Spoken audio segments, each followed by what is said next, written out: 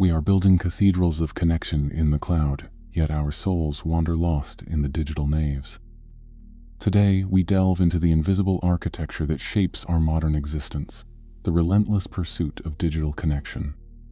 Think of it.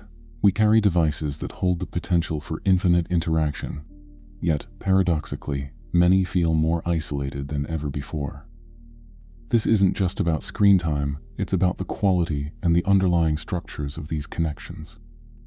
Drawing inspiration from thinkers like Sherry Turkle, who explored the paradox of technology bringing us closer yet further apart, and Guy Debord's concept of the society of the spectacle, we examine how the digital realm crafts a unique form of reality. We are constantly performing for an audience, curating digital selves that often overshadow our authentic experiences. This phantom embrace of the online world can leave us feeling paradoxically connected and deeply alone.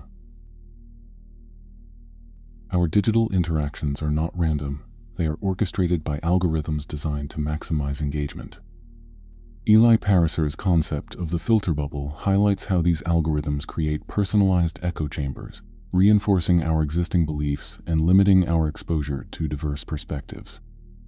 This algorithmic architecture shapes our understanding of the world, often presenting a distorted or incomplete picture. We are fed content that confirms our biases, leading to increased polarization and a diminished capacity for empathy and nuanced thought. Thinkers like Cathy O'Neill, in her work on weapons of mass destruction, expose how these seemingly neutral algorithms can perpetuate and amplify societal inequalities, further impacting our sense of connection and belonging. The constant validation sought through likes and shares creates a feedback loop that prioritizes superficial engagement over meaningful dialogue, shaping not just what we consume, but who we become in the digital space. In the attention economy, our focus has become a valuable commodity. As Jonathan Crary explores in 24/7, Late Capitalism and the Ends of Sleep, we are increasingly living in a state of perpetual availability, where downtime and solitude are seen as unproductive. The design of digital platforms often preys on our neurobiology, creating addictive loops that hijack our attention spans and make it difficult to engage in deep, focused thought. This fragmentation of attention erodes our capacity for introspection and meaningful connection with ourselves and others. Consider the implications. A society where sustained attention is a rarity is a society less capable of critical thinking, creativity, and genuine empathy. Our ability to connect deeply is diminished by the constant bombardment of stimuli. Drawing parallels with the flaneur described by Walter Benjamin, who found meaning in aimless wandering and observation, we are losing the ability to simply be in a moment without the need for digital mediation. The digital realm offers a form of escapism, a way to avoid the complexities and discomforts of the present moment. As Erich Fromm explored in The Art of Loving, genuine connection requires presence, vulnerability, and a willingness to engage with the other in their entirety. Our constant engagement with digital representations can create a barrier to authentic human interaction, where we prioritize curated online personas over our flawed, messy selves.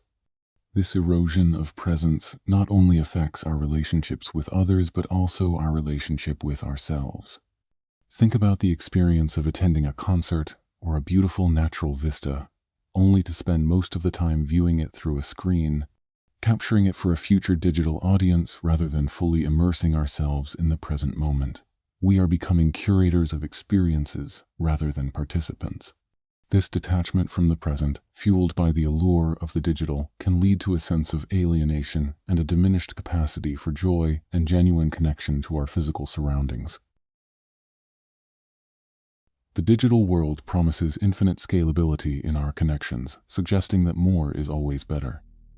However, as Robin Dunbar's research on social group sizes indicates, our capacity for meaningful relationships is limited by our cognitive constraints.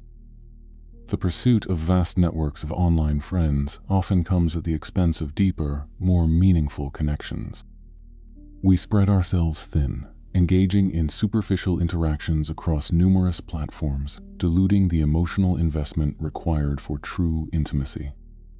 This myth of infinite scalability can lead to a feeling of being overwhelmed and emotionally drained, as we attempt to maintain a multitude of shallow connections rather than nurturing a smaller circle of close relationships.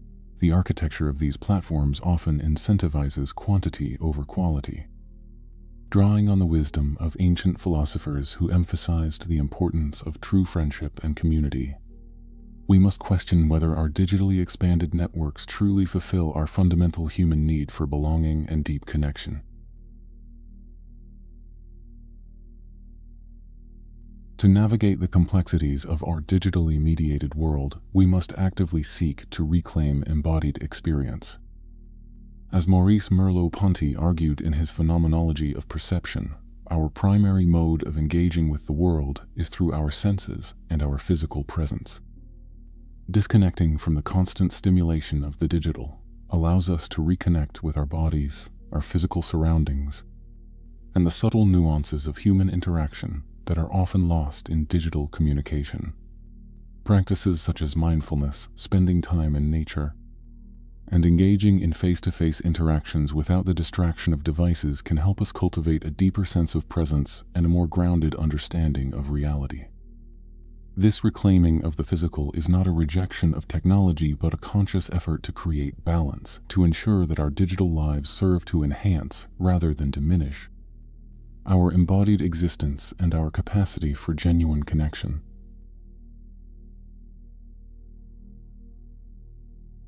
Ultimately, the challenge lies in consciously designing our relationship with technology and advocating for digital spaces that prioritize genuine connection and well-being over mere consumption and engagement metrics.